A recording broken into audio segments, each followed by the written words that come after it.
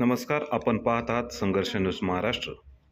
पुणे जिल्ह्यातील सर्वांचंच लक्ष लागून राहिलेला 195 जुन्नर विधानसभा मतदारसंघामध्ये मतमोजणीची तयारी प्रशासनाने चोखपणे केलेली आहे. निवडणूक निर्णय अधिकारी घाडगे तसेच सहाय्यक निवडणूक अधिकारी सुनील शेळके यांनी योग्य प्रकारे सूचना दिलेल्या आहेत. प्रशासनाने कोणत्याही प्रकारचा गोंधळ होऊ नये म्हणून कडेकोट बंदोबस्त तैनात केला आहे.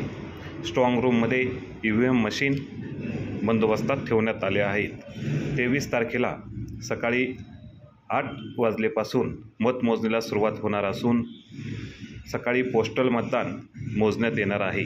साधारणपणे दुपारी 1 वाजेपर्यंत संपूर्ण मतमोजणी झालेली असेल, असे निवडणूक निर्णय अधिकारी यांनी सांगितलेले आहे. निवडणुकीचा निकाल जाहीर झाल्यानंतर ज्यांचा विजय होईल त्यांनी अतिशय शांततेमध्ये त्या ठिकाणी विजय साजरा करायचा आहे. कार्यकर्त्यांनी अतिशय शांतपणे विजय असेल, पराजय असेल हा शांतपणे मान्य करून सर्वांशी चांगले सलोख्याचे संबंध ठेवण्यात यावेत, असे प्रशासनाच्या वतीने सांगण्यात आले आहे.